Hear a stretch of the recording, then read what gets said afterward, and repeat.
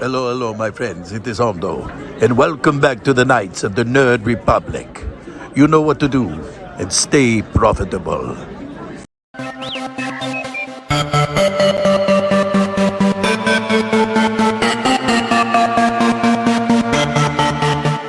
The Nerd Academy podcast is released weekly at 12 p.m. Eastern Standard Time, available on our website at www.thenerdacademypodcast.com and wherever you listen to podcasts.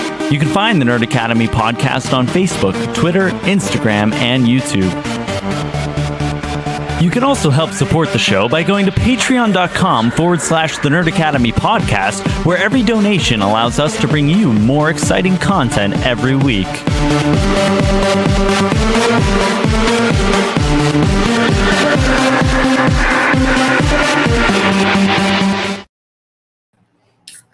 Hey, hello there. Welcome back to Knights of the Nerd Republic, the show where your favorite nerds talk all things from the galaxy far, far away. I am your host, Jarod the Dark Jedi Bachman Subs, and joining me is the Mando Spencer Simpson. It is very, very, very good to be back. We were on a pretty stinking long, unfortunate hiatus there for a while at the beginning of this year. We didn't even wrap up season 2 officially until a week or two ago, but we are glad to be back and better than ever with perhaps the most unprecedented, A very experimental episode for the Versus series this month because I would say many of the explaining details a little bit here. Yeah. This is going to be for the main feed. Now, the way we're going to go about this is different from how we normally do the Versus series. There's going to be a lot of speculation because of the nature of this. Like I said, it's kind of experimental for us. But there will be a proper episode of the Versus series coming out this week as well. Or not this week, but it'll probably be out the week you guys see this. Coming out this month, we're going to be doing Kylo Ren versus Cal Kestis on top of this kind of special episode that will be for everybody. Patrons will get early access to this, though. So kind of like you guys get a double versus match. So you guys playing with the formula a little bit and what we have going on. Yep, and they already know what the matchup is, right? We announced this already? It's announced, and I mean, they clicked on the video. Yeah, you clicked on the video. Keeping with tradition, we're not going to acknowledge the combatants until we jump in. Yes.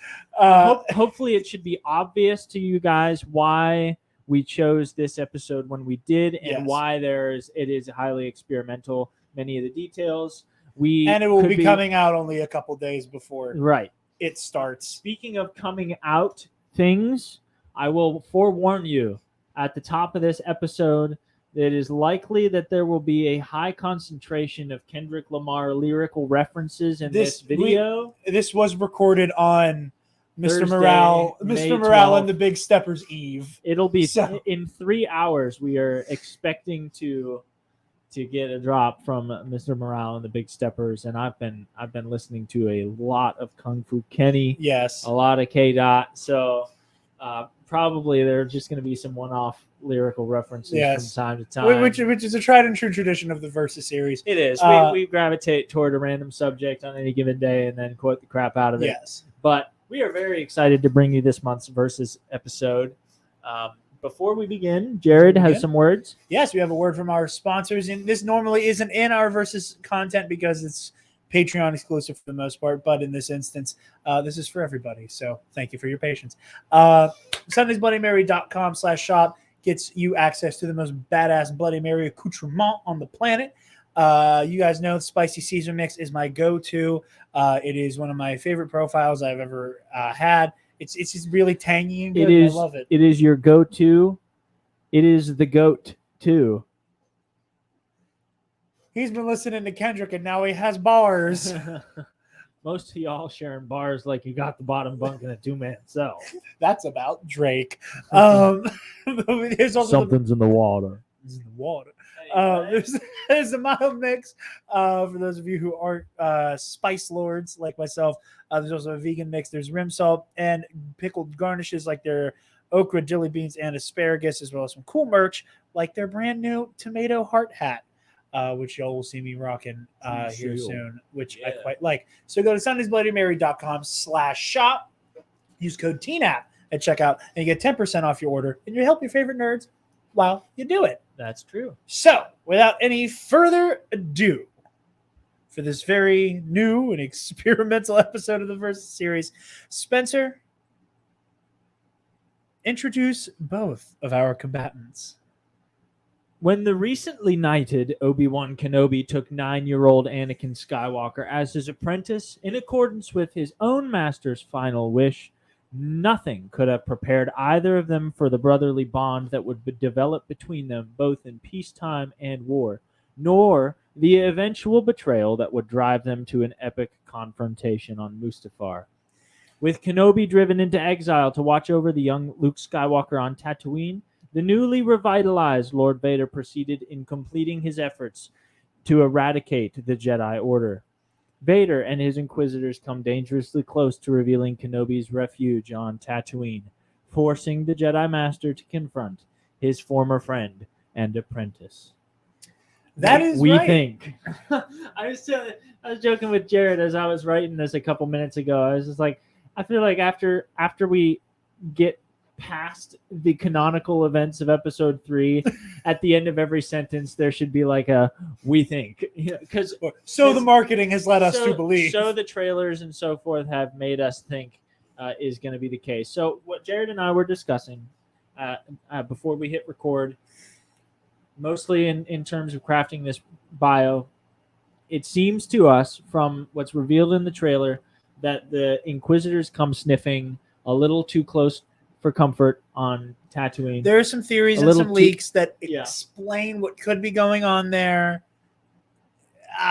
because most of them are based around a leak that could be credible. I don't want to directly state it, but I don't think they come looking for Obi-Wan specifically, but Obi-Wan realizes, oh no, they could feasibly come because they're here now, and force forbid, they go, oh, you mean one of the big ones we're after is here. So we think, again, based on marketing materials, based on the location of the Fortress Inquisitorius on one of the moons of Mustafar, we believe that this confrontation is likely to occur on one of the moons of Mustafar, or as I've been calling it, Moonstafar. And for those of you who aren't quite as funny as Spencer, we will just be talking about what we're assuming is either Mustafar or Fortress Inquisitorius on Nur, which is a moon Stafar.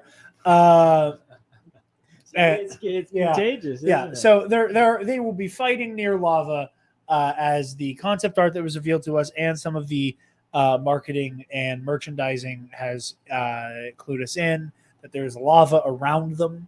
Now again, for those of you who are not familiar with our Versus series, and this is your first time around here, normally we pick an arena at random before we begin the proceedings, and that does have a tendency to sometimes be a deciding factor. It also has sometimes just been set dressing for you to imagine in your mind's eye. We are a combination of the two. Or a combination of the two. But in this instance, we're not quite able to lock it down.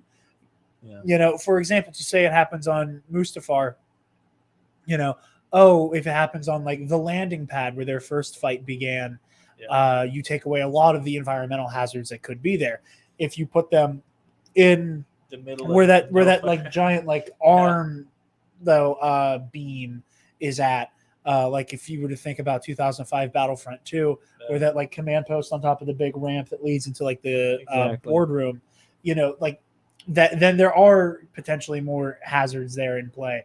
I don't think it'll be in such a confined space like the final battle of Jedi Fallen Order between Trilla and Cal, but I do think it will be in the fortress. So we're going to try to find a middle ground here of like probably on top of a structure near lava, but we also don't want to make it, if we start referring to Mustafar, don't think there was lava raining down on them like at the end of Revenge of the Sith.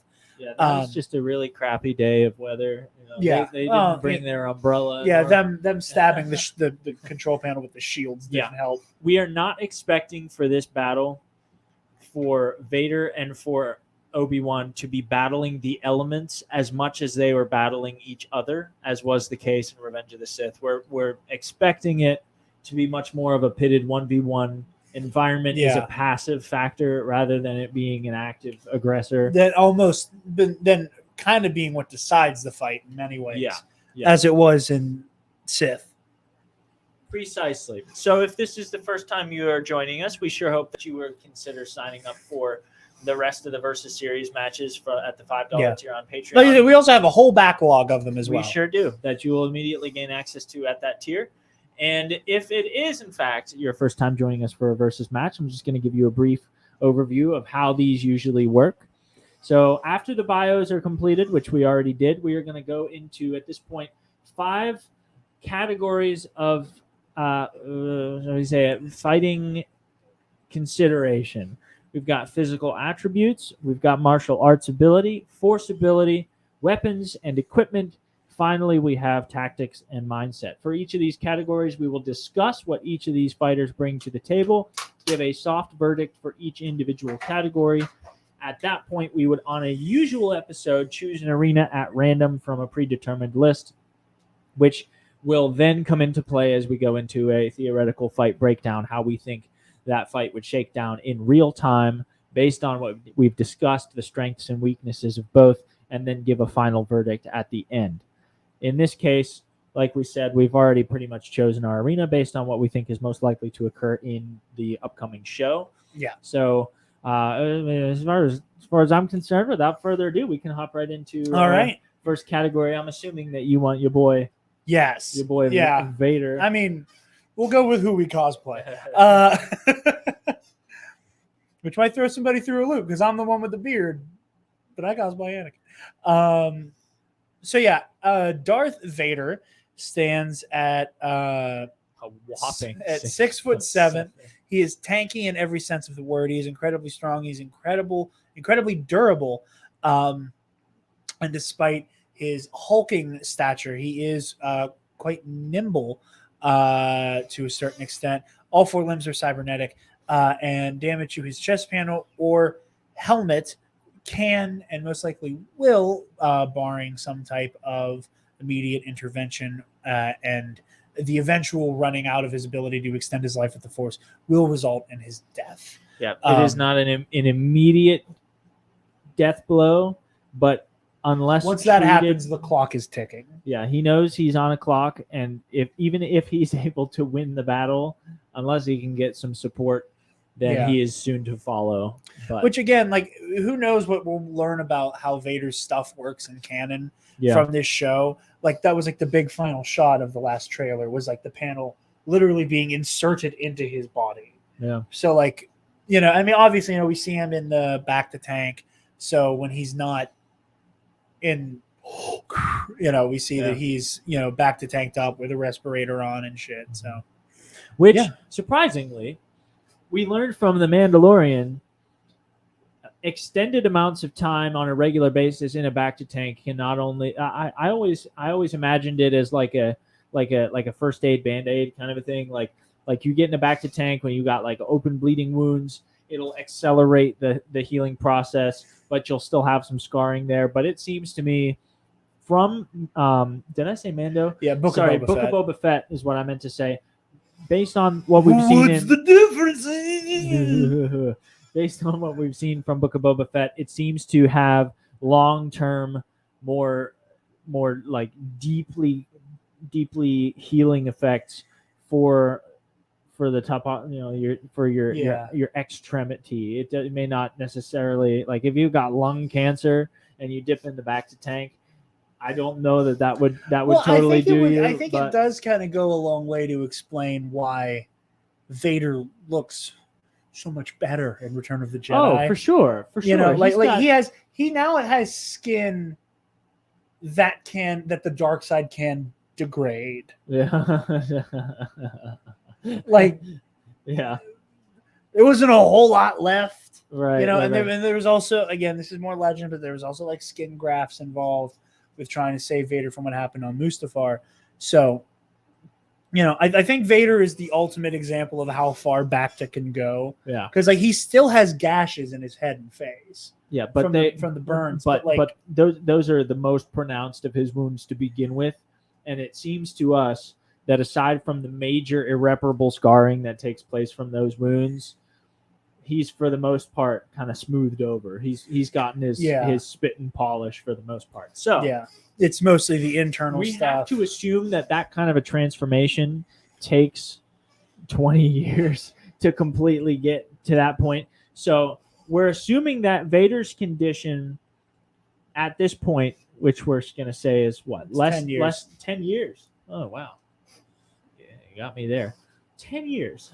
So we're halfway there. I think they say it's specifically 10 years into the Dark Times. So Vader has got, from his exposure and the probable amount of time he spends in Bacta from our canonical seeing of him in Rogue One, etc.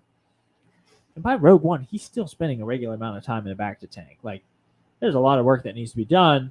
We can assume that his wounds have healed to a point where he is largely correcting cosmetic problems rather than life-threatening problems. Yeah, that's the suit is there to keep him alive. It's there to keep him alive, but he still spends a lot of time in Bacta tank to kind of smooth things over, as it were. So he's not in serious danger unless his actual life support is threatened. So, and even then, like you said, he is able to lengthen his life by a short amount.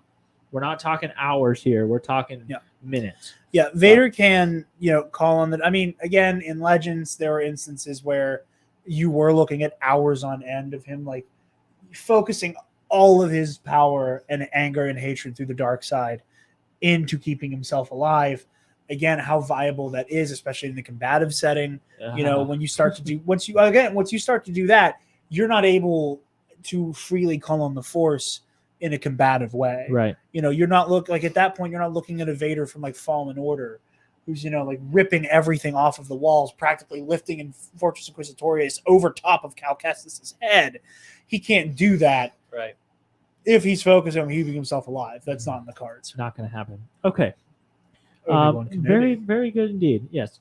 Obi-Wan Kenobi is a human male of 5'9". He is at this point like 40, like 50.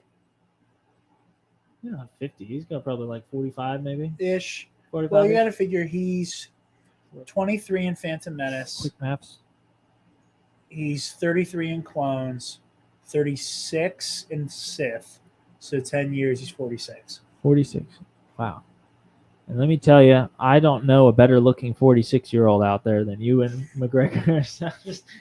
I can't think of a worse looking 56-year-old than Alec Guinness. I do like the memes out there that it's like Fennec Shand at 60 whatever, and she looks like Ming-Na Wen looks spectacular for her age, and then it's like, dang, Obi-Wan, like the years have not been kind. No.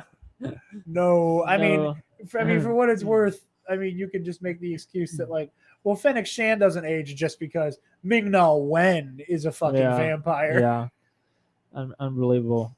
But anyway, Obi-Wan by this point is less practiced, but we can assume he's got relatively the same build.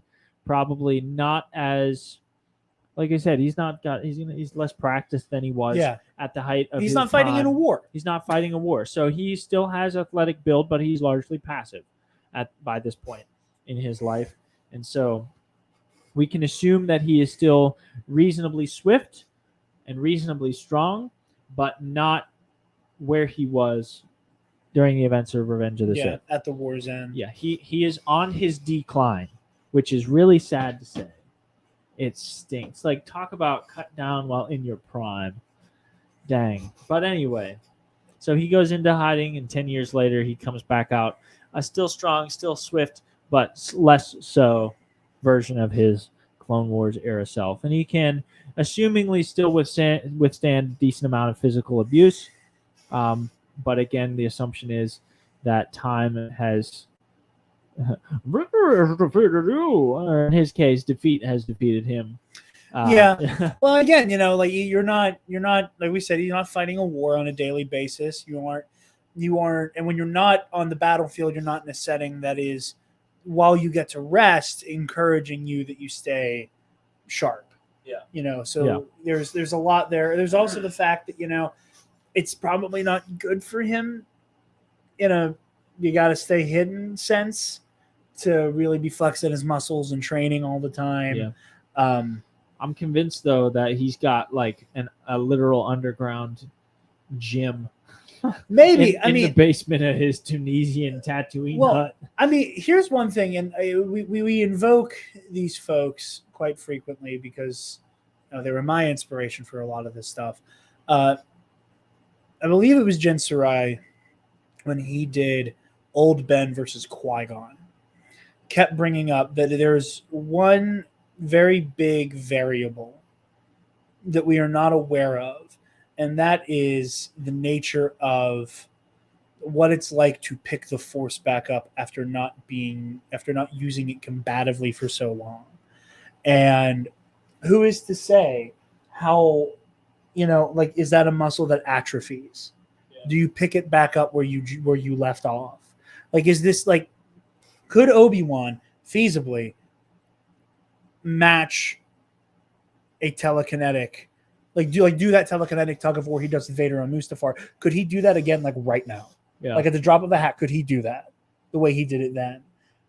So, and again, this is another thing, and something I think will be interesting here, where Obi-Wan, to our knowledge, has not thrown down in 10 years with another Force sensitive, with another lightsaber wielder, whatever. Vader has been Jedi hunting. Yeah. So the war ended for Obi-Wan, Vader never stopped being on the front lines. Right. He just traded outfits. Yeah. He literally, and granted, all of the everything that changed about Vader, Yeah. obviously, but for him, he never stopped being at war. Yeah. If it wasn't some insurgency on a random planet, he was hunting Jedi, and then the Rebel Alliance became a thing. He never stopped being a warrior. Yeah. Obi-Wan has not wielded a lightsaber in a combative setting, presumably, that we're aware of, Yeah. that would be relevant to these types of proceedings. Yeah. In 10 years. Oh my goodness. I just had a random thought. What? You know how Kendrick Lamar released Damn on Good Friday? Yeah. Tomorrow's Friday the 13th. You're right. Well, don't miss a trick that Mr. Duckworth, does he? You don't miss a trick. So I think despite his cyberneticness and despite his helmet and chest panel liabilities, Vader is a still very well-oiled machine. He has still got all of the things about him that make him scary physiologically, despite his lack of living tissue. He's like almost indestructible body armor, whereas Obi-Wan is 10 years older and probably 20 years older. You also got it. This could potentially get into tactics and mindset here, but I've read the Kenobi novel. I read who was that? I forget who wrote that novel. I want to say John Jackson Miller, but I think I'm wrong. You might be right though. In any case, I've read that novel, and this is before. This is from 5 or 10 years ago. John Jackson Miller. This is from a good 8 or 10 years ago. This book came out before there was any hint of a new Kenobi show, any of that stuff. I think even before Rebels. And we had the Inquisitors stomping around. I mean, it was the end of the Legends era. So this is before Disney actively started writing new content for this time period. Obi-Wan is sharp, but you can tell he's messed up. like in his psyche. He is mentally haunted and emotionally haunted by the events of the Clone Wars and what he did to his former apprentice and what happened to his family. 2013. So it was after the acquisition, but before the big push from. Yeah. Like Obi-Wan he's not okay. Like I read that book and I wanted to give him a hug. So that could come in more. I haven't finished the book, and I know I want to give it. That could come in more when it comes to tactics and mindset. Like, is he in a mental state where he can fight his best fight? We can talk about that later. But Vader, like mentally, emotionally, physically, is all around in better fighting shape than also Obi-Wan. been preparing. He's also been preparing for the grudge match of the century. If we're ready to give a ruling in physical attributes, I'm definitely ready. As is almost always going to be the case when Darth Vader is involved, he far and away wins this. He's taller, he's stronger, he's more durable.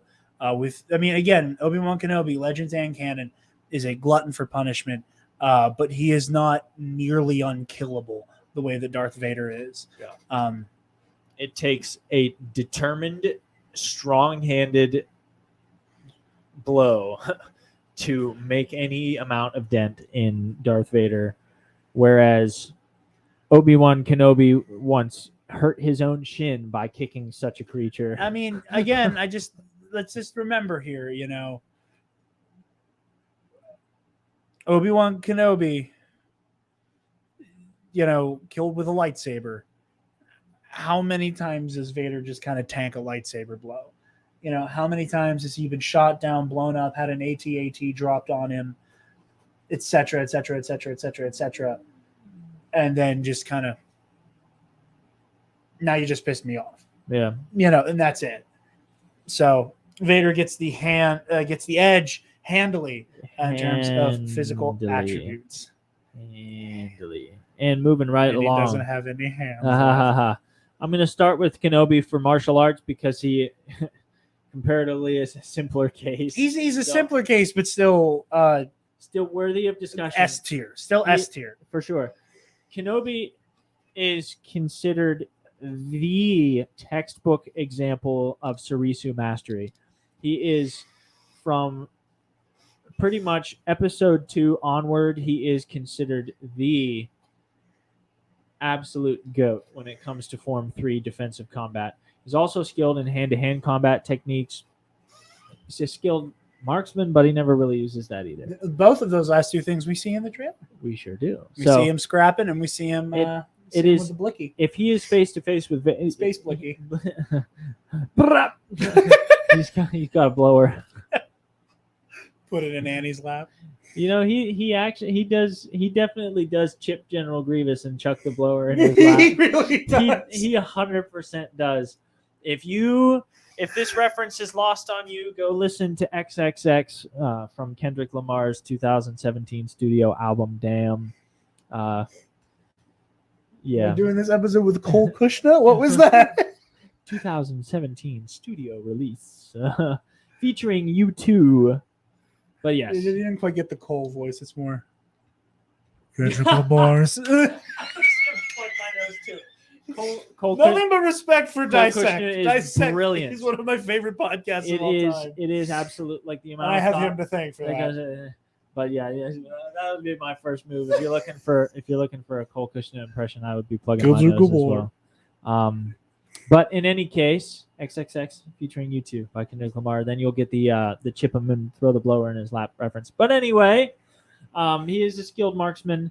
In a regular circumstance, Obi-Wan Kenobi has had to reach a point where he needs to be more familiar and ready to use a blaster than his lightsaber. Yes. But if he is face-to-face with Darth Vader, that ceases to be an issue. Yeah. His cover's blown. Your options are die, get captured, try to shoot him. Exactly, and that never works. Anyone who tries to shoot Vader, you are horribly misinformed. I wish I had your confidence. Some of his notable kills, feats, and victories. He defeated Ventress. He's defeated Maul, Savage Press. He's defeated Grievous. He held his own against Pre Vizsla in hand-to-hand, unarmed combat. So he's clearly got some clout there. He arguably won a 2-on-1 using Jarkai against Maul and Savage. Yes. He also, notably in this case, defeated Anakin Skywalker before he got pre-table, Pre-suit Vader. But this is a very different beast, which is why we bothered to do this episode at all. Vader. Yeah, that's why it's fun. Both Obi-Wan and Vader have changed substantially, but let me rephrase that. Both Obi-Wan and Vader have changed noticeably. Vader has changed substantially, and so being able to defeat Anakin Skywalker as a Darksider is going to be very, very different. It's going to look a lot different. Yeah. You're going to need a different strategy. You're going to need a different approach to beating suited Darth Vader. So just because he beat Anakin Skywalker does not mean that Obi-Wan is going to technically be victorious in this throwdown. Because remember, by our rules, ending the fight is considered a victory, not necessarily killing the opponent. Because it's obvious that if and when they throw down, neither one of them are going to die because they're going to have to show up in the events of A New Hope fight anyway. was kind of made for the Versus series in that way. Exactly. But somebody is going to leave the battlefield victorious, or someone is going to be forced from the battlefield unvictorious. So it's going to take a lot more for Obi-Wan to win this fight. Yeah. Both because kind of win it by decision in a way. The Vader, and we'll touch upon this whenever we talk about Vader's forms, but the Vader that Obi-Wan walks onto the battlefield to fight is a completely different combatant, first of all. And second of all, have more in common with one of the only people to be able to consistently beat him. Exactly. It's a completely different opponent. First of all, Obi-Wan himself is a different man. Second of all, and third of all, he's more the same than Vader is, but he's exactly. But most of that difference for Obi-Wan, barring the mental blocks that are most likely at play here for Kenobi, there's his biggest self adversary is ring rust. Yeah. That's his biggest issue here for the most part. Like when it comes to just like the self fight that happens here for him, it's ring rust and the mental blocks, where it's very different on this side of the fence. Darth Vader is, I will say this. Sorry. One last little superlative that we had for Obi-Wan, just a fun fact. Obi-Wan Kenobi has either defeated or survived, held his own against every saber-wielding enemy of the Clone Wars era, which is including non-Force users like Pre Vizsla. Yeah, is no small feat. Yeah, he's crossed blades with everyone. The only person who was a servant of the only person who was either a Sith or a servant of the Sith that Obi-Wan did not directly confront and either beat, survive, or fight to a stalemate was Darth Sidious himself. Yeah. And that is sheerly because of the circumstance of Sidious being in hiding until the final moments of the Republic. Because I can't remember, and just for academic purposes, does that include the likes of Sora Bulk and Quinlan Vos? Did they ever cross blades? No, but Sora cannot. We don't know anything about Sora canonically except for the fact that he exists. Oh. And Quinlan's very brief turn to the dark side was more a turn to the dark side, unless that he was a servant of the Sith. If I'm correct, in canon, if I'm correct, if I'm wrong about that, I am not as familiar with Dark Disciple as I wish I was. Correct me, but I don't think at any time Quinlan Vos was serving Count Dooku. He goes undercover and he pretends to, not unlike Legends, but at no point is Quinlan Vos on the verge of dedicating himself to the Sith. Right. If that makes sense. Yeah. So fun little superlative. Other than Sidious and I guess Quinlan Vos and Sora Bulk, we just really don't know. Obi-Wan has held his own or defeated everybody else. So that's a fun little superlative. Now into Vader. In my admittedly slightly biased opinion, but I can back this up if need be, I think Darth Vader is the most well-rounded combatant in all of Star Wars legends and canon. He has to be. I think that he has the best cocktail of abilities on the table. Darth Vader has a personalized fighting style that is made up of pretty much all 7 forms of lightsaber combat, but is built on the back of a hybridization of Gemso Form 5 and Form 2 Makashi. He has precision blade worth mixed with his remarkable strength. That's another thing with Darth Vader, is that to call him a power fighter is kind of an oversimplification of his fighting style. He is a power fighter by sheer virtue of the fact that he is a 6'7" robot. It also doesn't do justice to Vader in terms of his sheer strength. Yeah. To call him a power fighter. He's an overpowered fighter. Well, that's the thing. Like, he's so strong without trying. Yeah. That when he comes down on you, he's coming down on you harder than most power fighters do with their full weight behind them. Then you factor in when Vader is actively trying to overpower somebody, with one blow, you just fold instantly. We're talking him using a one hand against Luke at the very beginning of that fight. When he's disarmed. Just like, let me show you what I got. Yeah. With one hand. Yeah. He's mechanically very strong, but he's also, his fighting style lends itself to that incredible mechanical strength. Exactly. So like when you have someone who is using, whose kind of default is Makashi in a blade to blade setting, at least at first, and how we see him handle himself with Luke, and how we see him handle himself against Ezra Bridger and Kanan Jarrus, and he just kind of comes out swinging at Cal Kestis, but I think it's just because he's like, I just want to get this over with. Vader relies on this one-handed Makashi style, but again, he packs such a huge punch behind it that, once he starts coming down on you with that Gemso power, it becomes unbearable. He also applies the main practice of Gemso, which is which has a defensive mode, but it's built around counterattack. You defend to immediately respond and then continue to press the attack. So combining those two styles, again, with elements of Surisu and Nine-Man, which Nine-Man just kind of existing as a coagulation of the first 6 forms, and the ferocity of Juya, makes Vader a very, very, very easily to overwhelm you opponent. He's learned from all of Anakin Skywalker's mistakes, in that his technique is completely withdrawn.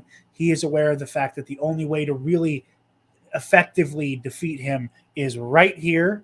I'm pointing at my chest for audio listeners, and disabling of his helmet. So he has a very tight blade work to defend those two very weak spots. He's an active defensive fighter. He waits for his opponents to lash out. Again, this is kind of parts of tactics and mindset. He is an expert of pattern recognition. The analytical mind of Anakin Skywalker is very, very much just as turned to the darkness as everything else about him.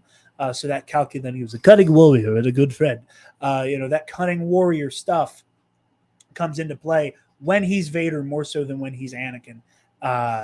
In the way that he fights his opponents. Say, if I may, I would say Anakin was clever.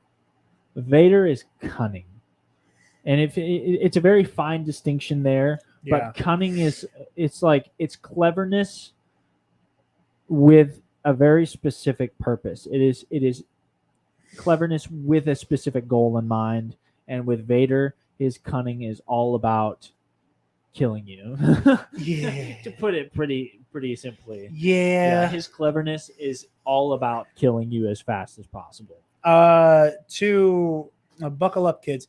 Notable kills, feats, and victories.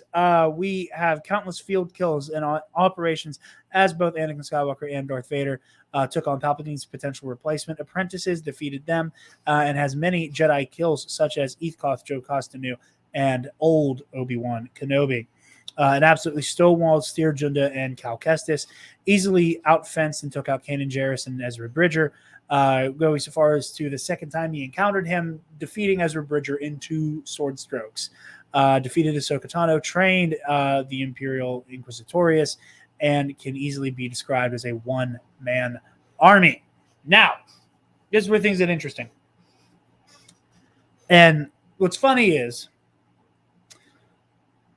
Spencer and I had talked about when we started the Versus series, is that when we were going into season 1, one of the things I said, and I said forever, because you and I have always talked for years about doing a Versus series together. I said, I really, really, really want to do Revenge of the Sith Obi-Wan versus Return of the Jedi Vader, because that is such a that is so anyone's fight and so hard to decide on. And it's for this reason that Obi-Wan beat him once, yes. And an Obi-Wan circa Revenge of the Sith can definitely match Vader. But Vader has everything he needs to potentially be one of the few people who can straight up out-fence Obi-Wan Kenobi. And it is because of that like Makashi backbone. Like I truly think Vader looked back upon Count Dooku and went, that. And Count Dooku is the only person who has consistently been able to defeat Obi-Wan across the board. He's lost a fight or two to Darth Maul, but he beats Maul on the whole. Yeah. You know, like to the point where he's able to kill Maul in 2 blade strokes.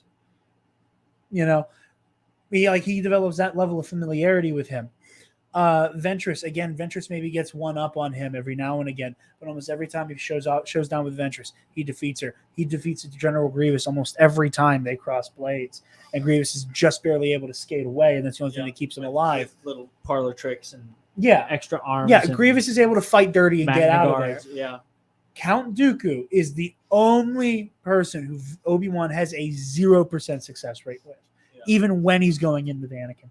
Dooku either gets away or folds both of them. Yeah. And like you say, Vader has learned an enormous amount from the weaknesses of his former self.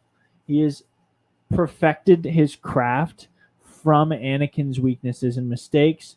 One of them being, it took an Anakin who was already flirting with the dark side in order to match Dooku's strength and skill and blade work. Imagine an Anakin that is able to defeat a Makashi, the definitive Makashi master. The master. Like, there is never in the history of Star Wars before or since been someone with as complete mastery and understanding and implementation of Makashi as Count Dooku. It's just not been done. Now take the guy that beat him, have him take a couple pages, half of the book from that guy, integrate his own aggressive, heavy-handed fighting style with on the top precision of that comes with he has Makashi. the precision of Dooku, but he hits like a fucking freight train. Yeah.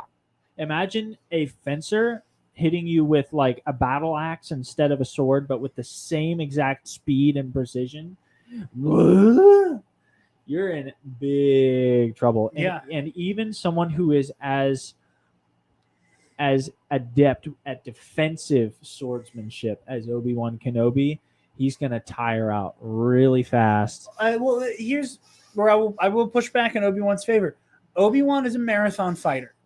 He can absolutely hunker down for the long haul.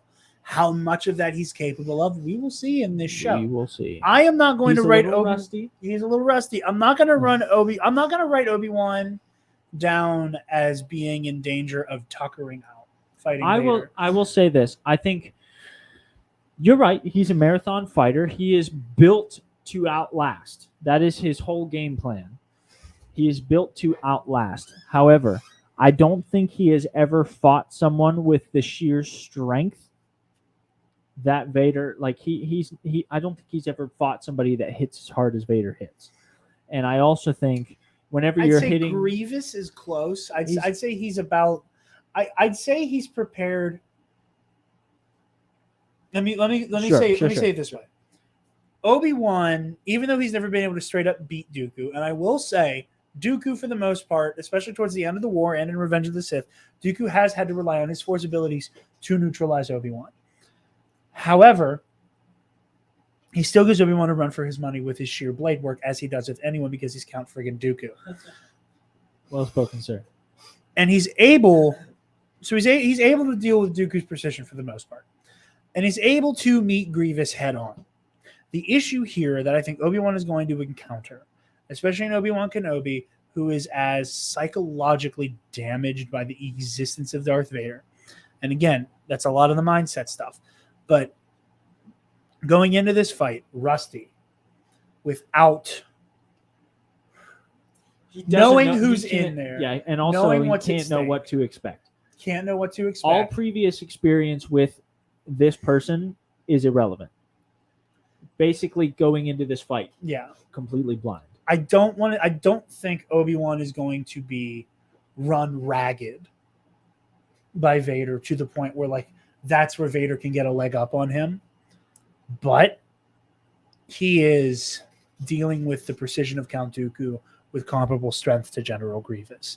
And I think in that way that all three of the prequel villains are meant to foreshadow Vader. He is dealing with someone with the because it's like, because Vader is the culmination of all three of them. He is someone who is consumed with hatred and revenge, who is a fallen Jedi, who is more machine than man. And in a way to bring all of that together a second way here, you have someone who is obsessed with killing him, who has the precision combat and the strength of the three motherfuckers who made his life a living hell to begin with. Yeah. All that we're missing is that they want to start humping each other like him and Ventress. Like, that's the only thing missing from the equation, is the pronounced sexual tension between the two of them. But I thought it was funny. And I'm right. But, oh, of course, darling. They were both into it. He likes bald women. Yeah, Obi-Wan's a man of taste, like. Yeah.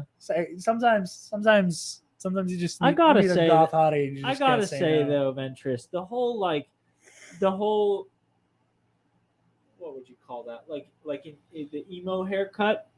It was a better look for you than the cue ball look. Yeah, I agree. Yeah, it was a good look for you. I just like Jedi Ventress. You should revisit like the yellow lightsaber, like after she comes back to the Order, right before she gets killed. Anyway, I think Vader gets the edge as a martial artist. I agree. For all of the reasons we've said, but I don't think it's by that much of a margin. I also don't foresee this being a marathon battle. I think this is going to be a slug match. I think we can table this for later on.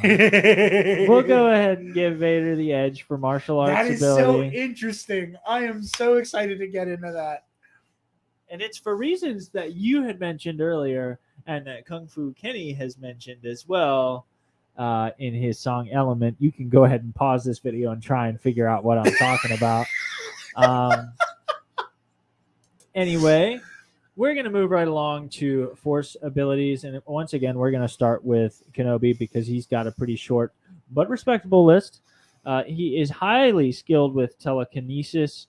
He's got a powerful force push and pull, one that rivaled Anakin in his flesh. The amount of living tissue has limited Vader's force-using variety, but he is no less powerful. He has refined his skill since his defeat on Mustafar, which makes him more dangerous. Exactly. So we're dealing with someone that 10 years ago could match Anakin's strength with a force push, as seen by the... After the spinning. Yeah, the spinning thing. Yeah. It's a good trick. It's a great trick. It's a good trick, even. It's not just a good trick. It is a great one. He This is my very favorite example because it really does speak for itself. On come on now, what's the Togrutan planet? Sheely. Yeah, on Sheely, during like the Zygerian slave empire arc of the Clone Wars, he was like, I've had enough of this, lifted 2 commandos and crushed them into giant bowling balls pretty much without effort. That is, he's very, very skilled. He is good with force assisted acrobatics. He not infrequently will incorporate them into his fighting sequences. He's got a relatively weak force barrier though. He will not be easily ragdolled by anyone lower than top tier, but he can also be pretty easily ragdolled by anyone top tier. Like he's got a respectable force barrier, but that is relatively weak, especially when you are looking at someone like Vader. Yeah, like let's say, for example, it was Obi-Wan who confronted the fallen Barriss Offee instead of Anakin. Barriss would not have been able to whip him around the room. However, with little difficulty at all, Obi-Wan is floating at the hands of Count Dooku. Yeah. Again, high level, incredibly powerful. But again, one of the rules around here, around these parts of the Versus series, if someone can hit you with a force push, it's not you don't really have to worry about it too much. If someone can pick you up, you in trouble. You want to make sure that they don't at any point moving forward. Yeah. Generally speaking. Now, again, I think a lot of it also has to do with the amount of time Obi-Wan is given to kind of steel himself in preparation. And dealing with someone like Dooku, who is as reliant on his swordsmanship, I can give him a pass for being caught off guard by Count Dooku. That said, I think going into a confrontation with Anakin, or Darth Vader rather, just not even knowing what to be prepared for, but knowing to be prepared for anything. I don't think he would allow himself to fall into a trap like that with Vader. I also think, and this is bordering on some theory here. Yeah, which is kind of the point of this. Yeah, so. This is a highly speculative match to begin with, but we're getting into some Force academia here. I would argue that something like a force barrier has the ability to be developed through study and through meditation.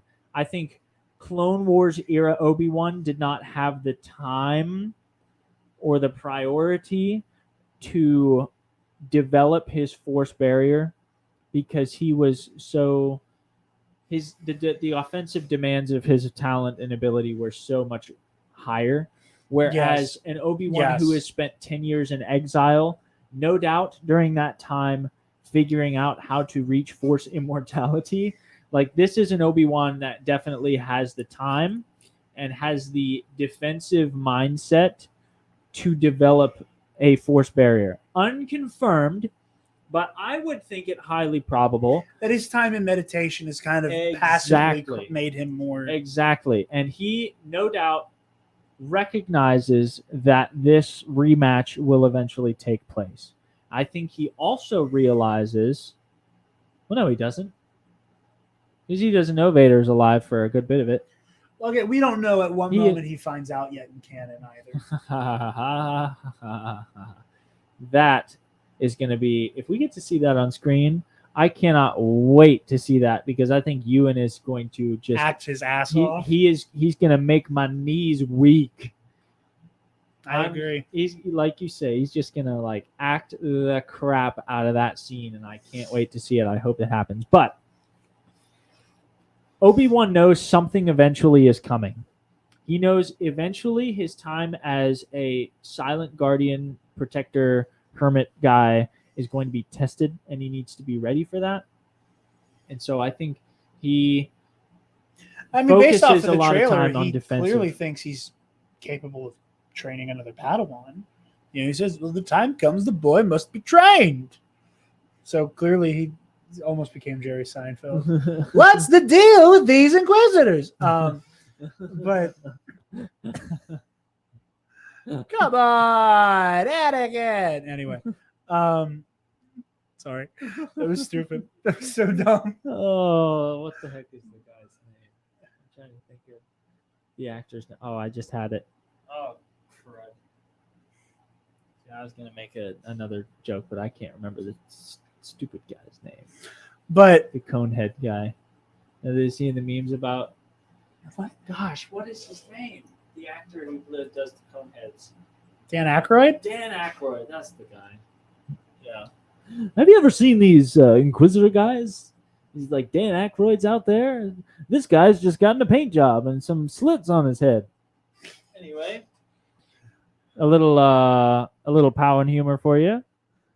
But anyway, I'm interested to see how the makeup job works. On a little side note, but Obi-Wan has no doubt spent a lot of time preparing himself defensively. Yeah. In his absence of active offensive exercise, I think that energy is put toward his defensive exercise, and I think ostensibly he's got a maybe not much stronger, but a stronger force barrier than we see him with previously. Okay. But that is all theoretical. That is all hypothetical. That is all. Jared, you may go. Darth Vader, again, as the chosen one, has the highest force potential in recorded galactic history. Now, what that means for Vader, post Mustafar, is that his potential in the Force dramatically decreased because of the lack of living tissue in his body, because of the loss of the rest of his living limbs and the amount of tissue that was burnt away on Mustafar. However, he is still incredibly powerful. And if you were to just have a,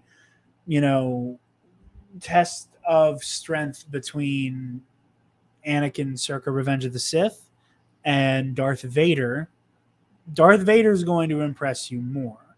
And it's because he worked with what he had left so relentlessly to become this powerhouse monster that he is. And he is. So we see him, lifting AT-ATs off of himself. We see him, with not only is he capable of really big bombastic uses of the Force, like I said, with the AT-AT and the stuff that Kanan and Ezra dropped on him and all of that stuff, prying shit open with the Force. He does that, but there's also really nuanced, precise actions with the Force that he's capable of, such as in the iconic moment from Vader down, stand down, Vader, you're surrounded. I'm surrounded by nothing but fear and dead men. When he reaches out through the Force and individually activates every single soldier with a thermal detonator on their belt, and then Force jumps up to escape the blast zone from them all detonating themselves. The amount of precision and focus that requires to do it instantaneously and then follow that up with the Force jump, insane, absurd. And he may or may not have been taking fire while he did that. He also, again, for anybody who's new around here and isn't familiar with why people in Star Wars go like this when they use the Force and stuff, it's because the physical gesture helps them to channel the Force through them. So it's not necessarily coming out of their hand when they do that, but they're helping to channel the Force into the push or the pull or the choke or the whatever. With that in mind, think to The Empire Strikes Back and what Vader is doing against Luke, where he is not without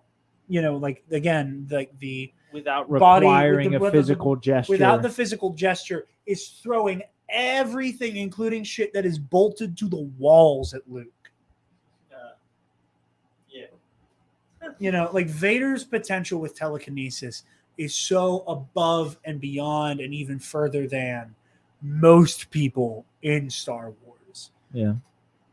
When you're talking about Darth Vader, the only people who truly eclipse him in terms of their Force power are the likes of the Emperor, Darth Krayt, the Mortis, beings, Abeloth, Emperor Vitiate, like What about the Bendu? the Bendu, The one like, in the you're middle. just you're like at this point, like you get to a point where you're talking about people who are just so absurdly powerful because there are big bads for other They're stories essentially- or force gods. Yeah, they're essentially Force gods. They're like made of they're they're made of the Force.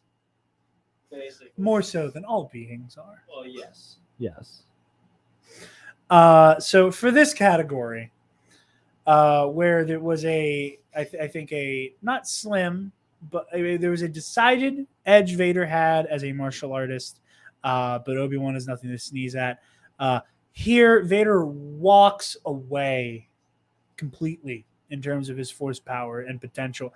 And another thing that sets them apart is the frequency with which they use it combatively.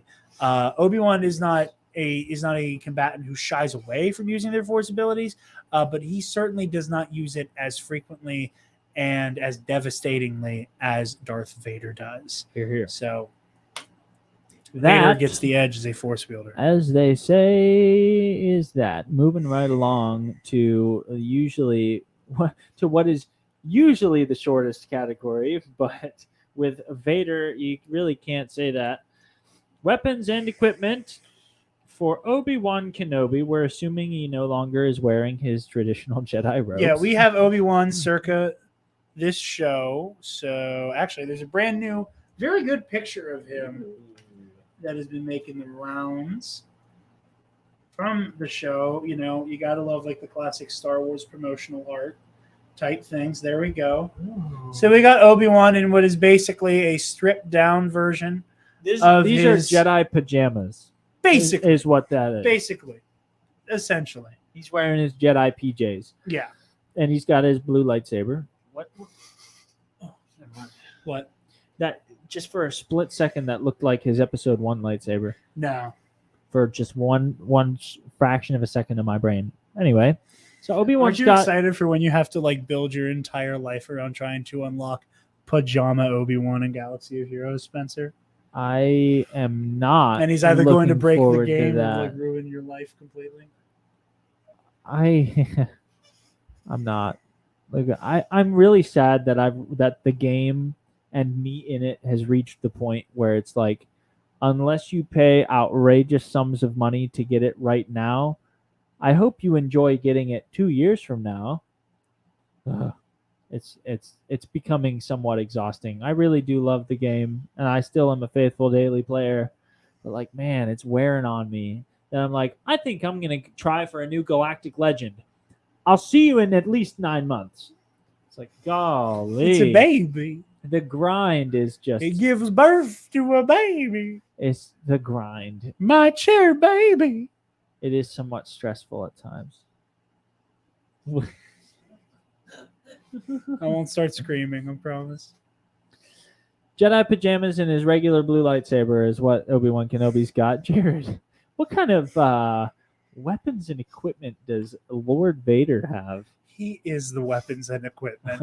Darth Vader has obviously his lightsaber, which by design is the hilt is bigger and thicker, but proportional to him. It's because robot hands. He has robot hands and also robot legs, and he has his Sith armor and the life support therein. So basically anything but a kill shot, like a through the chest panel or beheading, is not. Glancing blows are exactly that. Most blows are glancing blows, quite frankly. Even cosmetic damage to his helmet isn't much of an issue, as we see in Star Wars Rebels when Ahsoka Tano just him across the face. Again, even then, not much of an issue. So, yeah, Vader's a walking machine. He also has oxygen constantly being pumped through him, so he has endless stamina, which, again, that's the issue with doing Darth Vader for this is what is a physical attribute and what is weapons and equipment.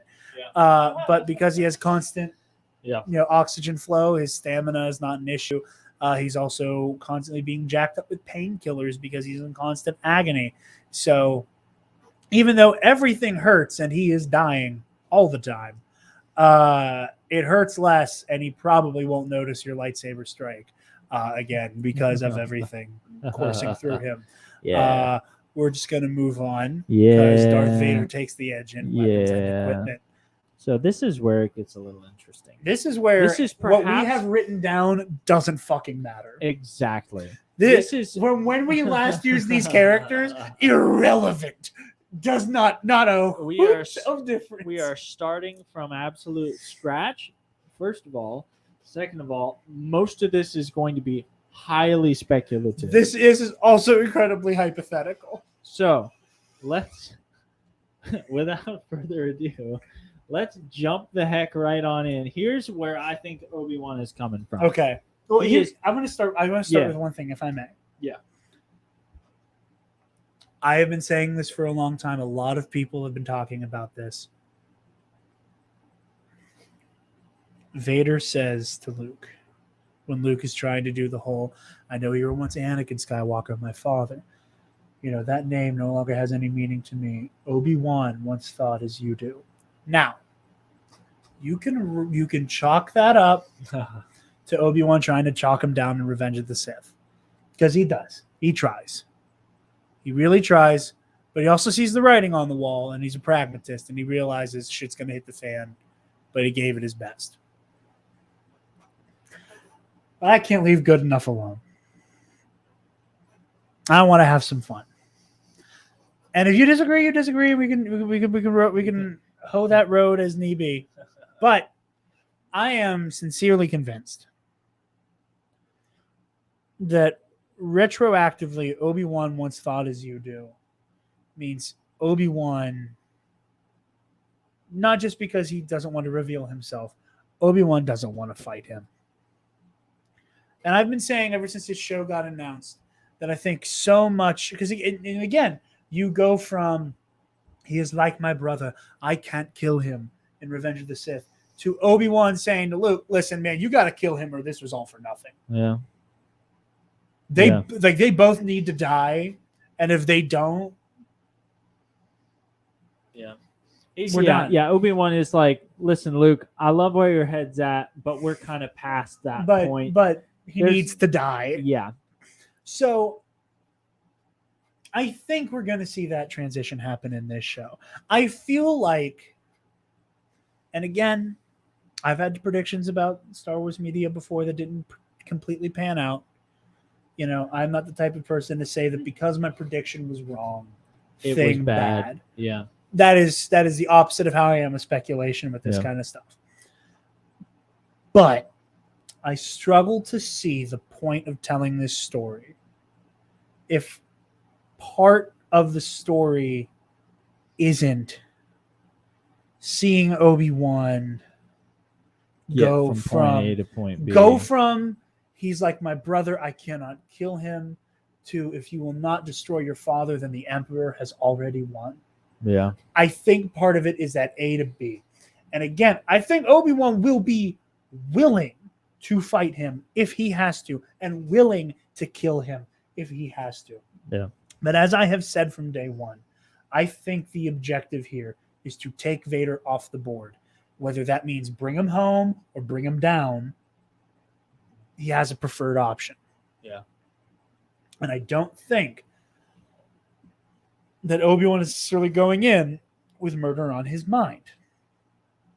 I also think that Obi-Wan is going to be shaken by what he sees here. I think that on some level, Obi-Wan is going to realize that the freight train of a Jedi killer he's looking at is partially by his design. Yeah. You know, not only did he train him, obviously, but he also put him in a situation where Anakin was able to hone himself into being such a weapon.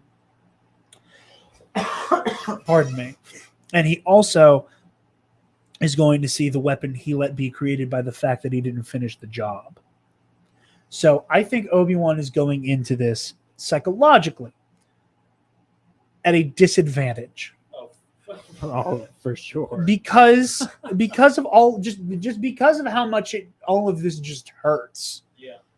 I think he's going in not completely prepared to kill him. And he's going in burdened with guilt. And I think, as rare as this is for Obi-Wan Kenobi, I think there's fear there. I think there is some fear there. Because, like, when Obi-Wan faces him in A New Hope, there is no fear because Obi-Wan has nothing to lose and everything to gain. By this point, the twins have been reunited. They're both going to be a part of the rebellion. Yoda can still train Luke. He at least gave Luke enough guidance with the Force that Luke can begin to discover the Force on his own. Yeah. And he can, and on some level, he can tell Anakin, "You have been wrong this entire time about everything. Mm-hmm. You're wrong about the fact that you think your children, Vader's not a child, died with Padme. You're wrong to rely on the dark side. You chose the wrong side. And even though you are about to cut me in two, I'm going to live forever. I beat you. I don't care who wins this sword fight. I beat you." Yeah. Obi-Wan has nothing to lose there. Obi-Wan dies fighting Darth Vader now. The twins are unprotected. Yeah. Who knows what his communication? There's a lot at stake for him. Specifically. He's been communing with Yoda through the Force in a limited manner. Who knows how in contact he is with Bail Organa? If Obi-Wan is removed from the board now, everything could dominoes fall apart. Yeah. Everything could fall apart. Yeah. And what the hell are the Lars is going to do? Yeah. If somehow the Empire is supposed to go, "Oh, so you got here from Tatooine. The hell were you doing on Tatooine?" Let's get out our little compass, draw a radius around around your little hovel. Huh. What is this Lars homestead? Yeah. Oh, my stepbrother. Yeah. Huh. But also, I think that's one clip I need on here is like the car to be like, "That's suspicious. That's weird." I think also with Obi-Wan connected to that fear is the realize that, like you said, that like you have a hand in making this. It's just like, not only did I not kill you last time, but you are scarier and stronger than you were then. Yeah. If I am not able to kill you now, you're only going to get worse. Exactly. So it's not even just like, wow, you are way scarier than the last time I saw you, but the next time I see you, who the heck knows where you're going to be at? So I think for Obi-Wan, for Vader, this is revenge pure and simple. His mindset going into this is crystal stinking clear. Other than having, the haunting trauma of getting burned alive and, having this person that you once loved become your enemy, become your nemesis. Aside from the relatively mild emotional trauma that comes with that, Vader's mindset coming in is crystal clear. He says, "I'm going to put you down because I want to." He doesn't realize what is at stake on Obi-Wan's shoulders, on his life. Like you said, Obi-Wan has a lot to lose here. Not so in A New Hope, but right now, Obi-Wan. A New Hope mission. He has fulfilled his duty in A New Hope. He can die knowing he beat Vader, and he smiles. And he looks at him. And he looks at Luke. He's like, the twins reunited. He's like, "I'm gonna fuck with you one last time. Do it." He's like, "Go ahead." Bitch. But right now, Obi-Wan falls.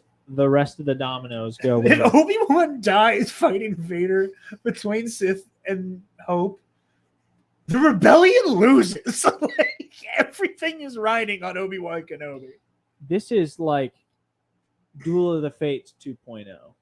It really is. There has not been as much riding on a single confrontation since Naboo, since Qui-Gon and Obi-Wan versus Maul. So, going into this fight, not only is Obi-Wan disadvantaged with the emotional trauma that he suffers from his best friend, his brother, falling to the dark side and leaving him for dead. Like, forget the fact that Anakin went bad. Like, the poor guy killed his brother. He killed his best friend. Like, he had to put his own brother in bond down That's not like, even if you're like, yeah, he was a monster, he was a rabid beast that needed to get put down immediately. You still He can't still not killed think of your best friend that you killed. exactly. If you turned into a serial killer and I was a cop and I had to put you down, it wouldn't be easy for me to do so. Nor would you'd it carry that. Yeah. exactly. Nor would it be easy for you to do that for me. You carry that with you. First of all, he's carrying the loss of his brother Anakin. He's carrying the loss of his entire family, the Jedi Order, and we see glimpses of this. Padme. We see glimpses of this in the Kenobi novel that we discussed earlier. Like, there's a passage of meditation where you get a glimpse into his mind, and it's scary. He's like in actual PTSD from the events of Revenge of the Sith. I don't care who you are. I don't care how strongly connected to the Force you are. That kind of stuff sticks with you. I mean, it's trimmed down for the movie because, even though it's a dark movie, it's for kids at the end of the day. And you look at Revenge of the Sith, and as much as we want to talk, as many memes about younglings as people want to make, and as much as every time a Star Wars, Battlefront game comes out, as much as we want to do a level where you sack the Jedi Temple, put yourself in Obi-Wan's shoes, where you come home to the people you've been fighting this war with for 3 years, turning on you, that you come home and every man, woman, and child in that building is dead to varying degrees of just horrific to look at. Yoda even says, like, with a blaster, this Padawan was not killed, but with a lightsaber.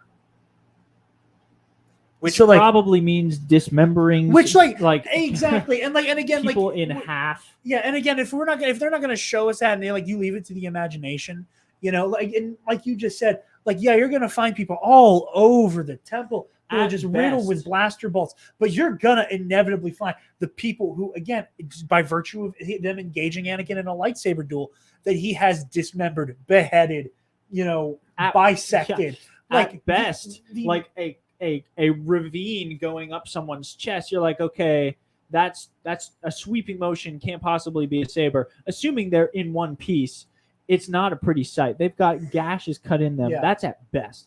Like you're saying, at worst, you're seeing limbs disconnected. You're seeing beheadings. You're seeing not literal disembowelment, but like, because you have the cauterization that happens with the lightsaber. Exactly, but still, like, you're coming in there, and again, Obi-Wan being the Jedi Master, he is the master of the lightsaber that he is. He knows what he knows in graphic detail, because he's a master of that of those martial arts, to look down and go, oh, here's how much pain you were in, how horrific this was for you. You probably saw it. And again, as much as you want to joke about it, the younglings, yeah, there's a lot. He has had 10 years, 20 in toto to process, but still, and it's incredible, and it speaks toward Sir Alec Guinness's clout as an actor, that before he had the prequel stories, he couldn't have had the haziest, like you're saying, idea of what happened. All he knows is there was a war, and he's not okay. You can see that in his eyes as he's describing the events to Luke. He didn't even know he was lying to Luke in that scene. Alec Guinness didn't even know Obi-Wan was lying to him yet. In very vague detail, he just says, "It's that face. It's that little shoulder rock staring off into space as if he is haunted by what he's thinking about." That is the mindset of poor Obi-Wan going into this fight, if he's aware that Vader survived at all. If he's not aware, then it's all that plus the revelation of this monstrosity who, oh my goodness, I know who's in there. I'm so sorry. Like, you have to think, coming out of this fight, Obi-Wan is thinking two things. One, I'm lucky to be alive. Two, I'm so sorry. Like, if I had known this is how you would have turned out, I would have summoned up the guts to just put you out of your misery, like force push into the lava, like throw my saber at you, like just end it, to just end it now. Like I couldn't stomach doing that to you at the time, but seeing you now, I'm sorry I didn't. Well, and That's an additional weight on his shoulders. And all of that said, and again, this is why Obi-Wan is such an amazing character. All of that said, look at the marketing for the show. Hope survives. At the crux is still the way that not only is Obi-Wan Kenobi the quintessential Jedi, he is also this paragon of hope, and we will live to fight another day. We will make this right. We will undo the injustice. So, like, at his core, again, and I'm foreseeing a little bit of like Last Jedi for Obi-Wan Kenobi, where like I do think this story will probably end in him. I think this story will end for him, or maybe he loses his hope in Anakin. But you see how deep his hope is for Luke. Yeah, and I think that's important. But going into this fight, and like I've been saying for endlessly now, I think this ends with Obi-Wan faking his death. And that said, I want to move into the verdict. I think Vader is not okay, but he's in a lot better mental shape going into this fight than Obi-Wan could ever be. Here's what I hope. I hope with Vader, we get to see Vader fight a not Obi-Wan Jedi at some point. And I want to see how vicious and dangerous Darth Vader is when it's not personal, like it will be with Obi-Wan, so that you can contrast it with the moment he's like, oh. Again, a less erratic version of the way that Kylo Ren comes unglued on Crate. Like that, but Vader very, the John Mulaney jokes. So when you're Irish, you keep all your feelings right here and then you die. Like Vader has like a version of that, only it's like maybe he's inhalating too much of that hate that makes him powerful. And then for like, there's almost a little bit of like how we going all the way back to the very first episode we ever did of the Versus series with Anakin, where we said when Anakin gets that anger and that rage going in him, there is only so long where it is productive and good for him combatively until it becomes a liability and he gets himself killed like he does on Mustafar. Yeah. I see a version of that where Vader, I don't think it becomes as much of a liability as it was for him on Mustafar, but it could still be a liability. That said, Obi-Wan, the stakes are so much higher, and he is coming at I think he's going into this a little bit more freaked out than Vader is. Because pre this fight even being an option, my theory and again, so many Star Wars fans have spent so long trying to find an in-universe rationalization for why the fight in A New Hope is as clunky as it is. And barring a rematch between these guys, my kind of fun little headcanon has always been Obi-Wan is out of practice and doesn't know what he's getting into. Vader also doesn't know what he's getting into, but the last time he fought this guy, he basically died. Vader, cautious. Vader is basically fighting the only person to ever handily beat him, and to the degree to which he was beaten was so severe that he almost and pretty much died. So the stakes could not be higher for him. And Vader does not start to get a little bit more aggressive until he hits that point where he realizes Obi-Wan can't beat him, and he hits him with the "you should not have come back." Right? Yeah. So now with this in play, I still think you can say that once the fight still looks that way, because Vader's going, okay, I don't know what to expect from you now that it's been another 10 years later. Yeah. Also, here's a hint at what I think the verdict is. I thought I killed you. Yeah.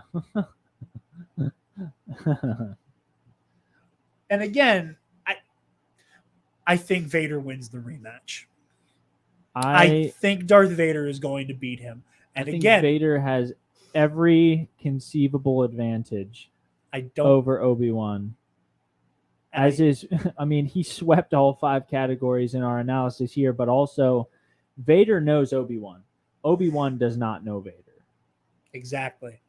And to take that a step further, he's been training With this for rematch in mind. No, not even that.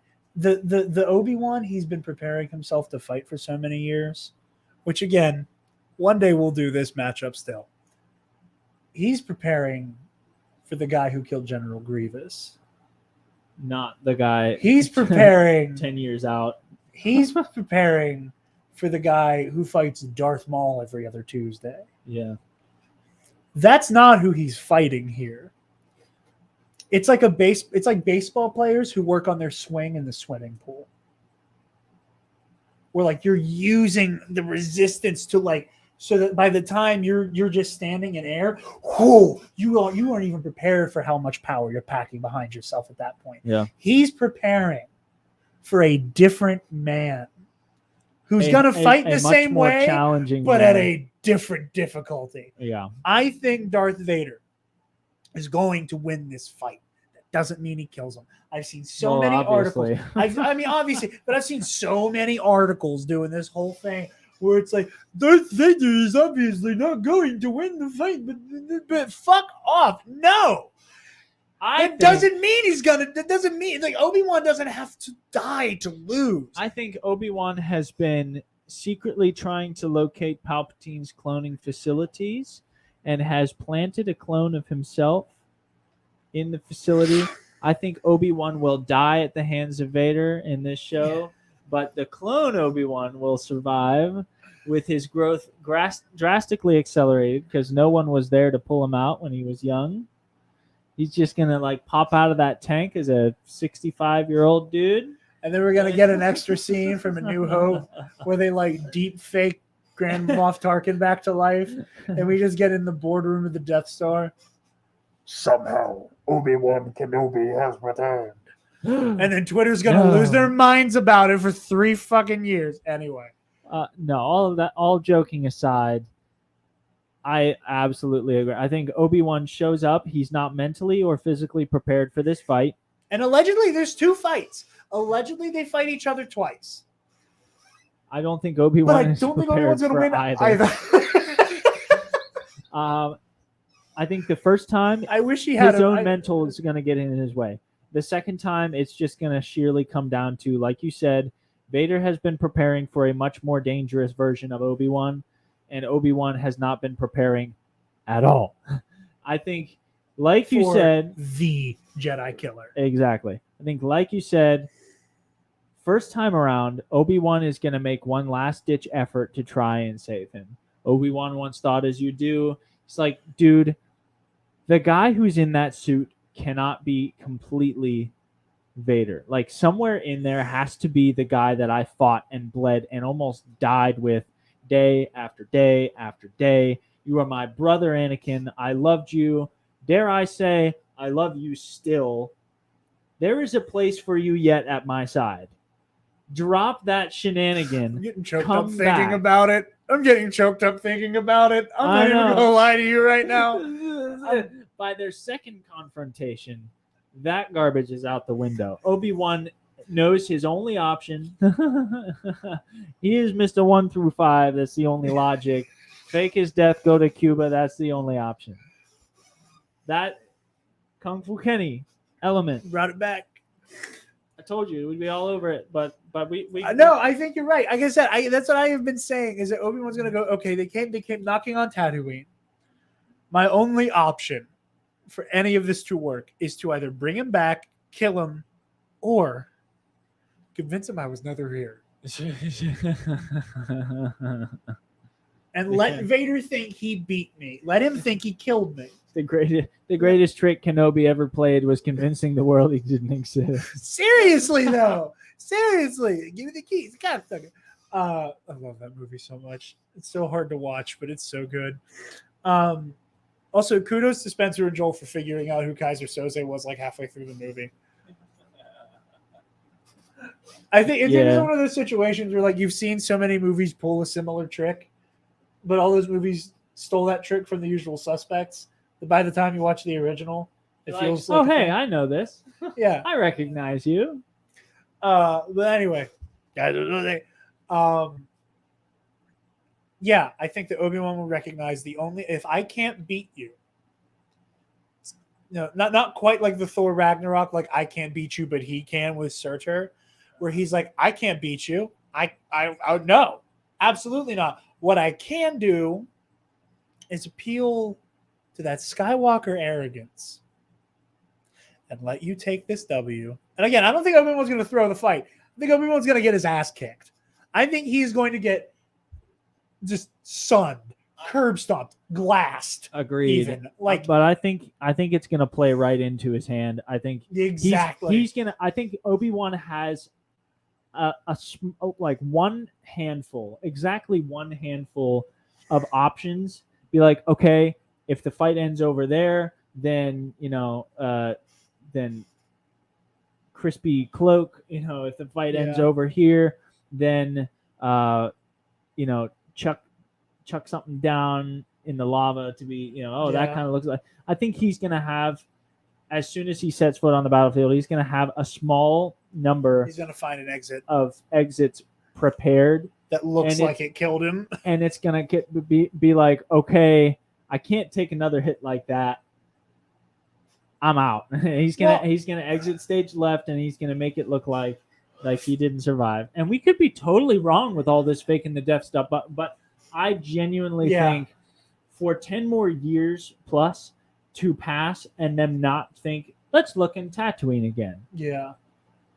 He has to make sure that the Inquisitors don't ever think he was on Tatooine. This is one element that I've always assumed was a given. But Nick Milkey from Podcast of the Wills really put words to really well. Obi-Wan is going to go across the galaxy to make such a stink that the Inquisitors feel dumb for looking on Tatooine. Because again, and I don't think they go looking for him. I think the Inquisitors end up on Tatooine, and then Obi-Wan's like, "Oh, I gotta get off at Tatooine because they're here, and I need to make them think I was not here." Why would they ever go back to Tatooine? Obi-Wan's mentality isn't even why would they go back to Tatooine. It's I need to make them think that I had nothing to do with Tatooine. I need to raise so much hell off world and then make them think they killed me. So that Tatooine is just such an unrelated idea to the concept of Obi-Wan Kenobi. And again, the biggest thing Obi-Wan needs to do here, he needs to make sure Vader never comes looking for him again. And if Vader is confident that he killed him, why would he? Yeah. And again, Full Fat Videos did a really cool pitch for an Obi-Wan Kenobi movie. There was some stuff in there I was into. Some I thought was kind of dumb. Not dumb, but didn't work for me. But one thing he brought up, and this is true, and I know that, Star Wars fans are going to Star Wars fans, so if this happens, I'm sure they'll get angry about it. Who is to say that Obi-Wan doesn't lose a limb in this show? By the time of Empire, synth flesh is a thing. Who's to say Obi-Wan does not have synth flesh on a hand? Who's to say he doesn't lose a leg? Who's to say that Obi-Wan does not sustain an injury that Vader, like Obi-Wan, goes, there's no way he survives that. That might work toward explaining why Obi-Wan ages so horribly in the 10 years between the events of Kenobi and A New Hope. Because he's also in really bad shape, and I'm sure it's hard to take care of a prosthetic. Imagine, on Tatooine. picture this. My uncle, when he was 50 or 60, was in a farm accident and a tractor rolled on top of him, and he recovered, but he was never the same. He's got a bad hunch. He's got breathing trouble. Imagine an Obi-Wan Kenobi that gets force slammed so hard it breaks half of the ribs in his body. He has a lung puncture. He's got spinal injury. He's just not crippled, but he is severely and permanently damaged from that point on. He recovers, but it leaves more than just a mark. It leaves an impression on his very being, from his appearance to his movement to the point where by the time you get, this is all he can sum up Yeah. in by Death Star of A New Hope. I would not at all be surprised if Vader like throws him into a wall so bad he can barely stand, he can barely limp away, and then like years and years of force PT, he can barely get around anymore.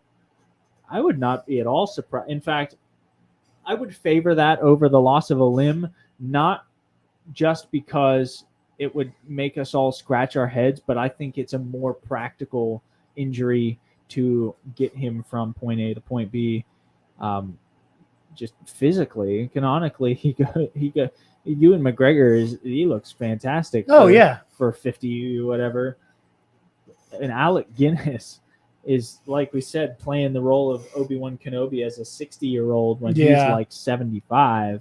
So if you want to canonically explain why he's in so bad a shape for his age, go for it. And I think sustaining some major chest and abdominal trauma goes a lot further than the loss of a limb, but that's just me. I would not throw up a serious stink if he did lose a limb, though. I don't think that he will, but I don't think. But again, like you can get away with it at this point. You cannot definitively say that he won't. Take him to a mod. No. But even then, though. But dude, even then, though, he has sleeves the whole time. Who's to say he doesn't have like an arm like Drash? Who's that? But seriously though, that's at the point. I know. Cyberpunk Obi-Wan. I know you don't like the mods. I know you don't like fucking Thundercat and Book of Boba Fett. But think about it. All you see is the man's hand. You don't see shit from the wrist up. I'm just saying you can't rule anything out. I think the young Cyberpunk mods are going to laugh his ancient butt straight out of that mod parlor. They're going to be like, get out of here. Until he tells him how metal and punk what he did to lose his arm was. Oh, yeah, what'd you do? I tried to kill Darth Vader. All right, it's on the house. Anyway, we're off the beaten path. We are a little bit, but with our verdict, we are predicting that Darth Vader will be the victor as our Lord and Savior Kathleen Kennedy said, the rematch of the century comes to pass. We're putting our money on the Dark Lord of the Sith, Darth Vader. I think it would be really fun to... Okay. This might be hard to pull off. So we're not going to make any promises. Let's say if an episode of Obi-Wan Kenobi ends clearly setting up a confrontation between Obi-Wan and Vader, we do a mini version of this show now with the context of Obi-Wan Kenobi to maybe see if we want to revise or amend or touch on this conversation. I'd be down for a little bonus episode if we are able to do if an episode ends with hello there, you again, credits, like something like that. Yeah. Like if it's like credits, which knowing Star Wars is almost definitely gonna happen. Yeah, we're at a point now where having an episode end that way is basically a foregone conclusion. So if we are given the opportunity to speculate, we will do a supplemental if it is possible. If it is possible, and then after the show to maybe do a post-mortem and go, okay, here's how we fared. Okay, yeah. Hold ourselves accountable. That's right. Take L's if we have to. We are not so large in our own minds that we cannot admit defeat. Never. I thought Mephisto would be in WandaVision. Yes, he did. But ever since then, I have been on a streak with the MCU. You know what I have to say about that. What? The don't miss the thing. Oh, do you have it on there? This motherfucker don't miss. No, he's fucking good. That motherfucker don't miss, man. He's good. In the heat of battle, he don't miss. No. In the heat of controversy, he don't miss. One of my favorite things the internet has ever produced. Yeah, the first time he ever became aware of that, we woke up. It was after a night of heavy drinking, you, Joel, and I. And we woke up just in time to watch the most recent episode of Loki, which happened to be the episode where Loki and Sylvie confronted the Timekeepers. Oh yeah. And it was That was my prediction that the Timekeepers were bullshit. Fake. Yeah. And like she throws the sword and like their heads start sparking. And thank God, like the house was empty. It was just the three of us. We were in his parents' house. So I just yeah! Like I was so vindicated in that moment. I needed it. I needed it after WandaVision. And I remember the first time it was very subdued. You were like, this mother effer, don't miss. This mother effer, don't miss. And then by the end of WandaVision, when we see that it's Kang at the top of this thing. Yeah. Oh, what did I say? Yeah. One of it? At the end of Loki, when you see that it's Kang at the top of this pyramid scheme, he's like, this mother effer, don't miss. I got Loki so right. I got Loki so right, and I'm still riding that high. It's very funny. Anyway, Spencer, where can the lovely people find you? You guys can find me on Instagram at SpenceMan Cosplay. You can find me on Twitter at SpenceMan49. You can find me looking forward to the upcoming Kenobi show. Love you guys. Weekly Thank reviews you for and all that stuff. all that goodness. You can, we're looking forward to that. Stubby, what we got? Yeah, you guys can find me on Twitter and Instagram at DarkJedi2552, and you can find the Nerd Academy podcast on Facebook, Twitter, Instagram, YouTube, and on our website, www.thenerdacademypodcast.com, where, if you're feeling generous, you can donate to our Patreon. Give me $1. Speaking of our patrons, thank you to our $10 alumnus, Nick Johnson.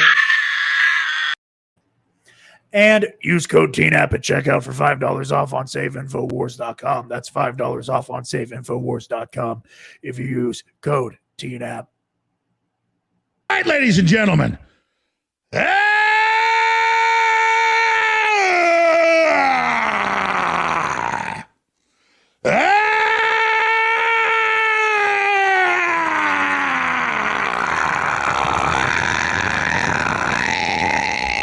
From the front lines of the information war, it's Alex Jones. I don't like to let that clip run the whole time, but I was enjoying it that time because it's been a while since I heard the anyway. Guys, if you enjoy content like this, please subscribe to the $5 tier of our Patreon. You get access to the Versus series every month. Every month is a different matchup. Like I said, we do things differently. Again, this one's its own thing that we wanted to do for the main feed as a little teaser for what it's like with normal episodes. I hope you, again, subscribe to the $5 tier. $5 a month, you get this. You get the audio commentaries for Teen At Movie Club. The $10 tier, you get shows like the Movie Club early. So yeah, check that out. Like I said, huge backlog. There's got to be approximately. I was going to say about 30 episodes of the Versus series. Ish. Well, it was about 10, right? No, we started in April first season. Did we only do 8 or 10 matches first season, and then we did the full 12 for season 2? So about plus 20. The tournaments for both. Yeah, for both just seasons. over 20. Yeah. So yeah, just shy of 30 is more accurate. Plus all of the ones we will be doing moving forward. Guys, Star Wars Celebration is upon us, especially by the time you hear this. This will be coming out a day or two before Obi-Wan Kenobi. So we will be covering Star Wars Celebration live all days of the convention. I will be covering it from the lovely studio you see here during the day, and then with call-ins from our friends who will be in Anaheim. And then every night we'll be doing a recap of the day's events. And the Friday, we'll be covering the first 2 episodes of Obi-Wan Kenobi on top of all of the day's news. So please join us for that. This is going to be the biggest undertaking I've really attempted with all of this stuff, especially with live content being new to me as of like the end of last year. So this is going to be a big swing, and it'll probably be a little bumpy, but we're going to get through it together. And I'm looking forward to that. I'm looking forward to this handsome son of a gun making some appearances throughout. Get out of here. I mean, for the recap. Talking about this handsome son of a gun. No. The man himself. So, yeah, the cryptid himself. So, yeah. Be sure to like, comment, share, subscribe, do all the things. We are honored that you have joined us, and may the force be with you always. Stop! Move away from the cookie jar.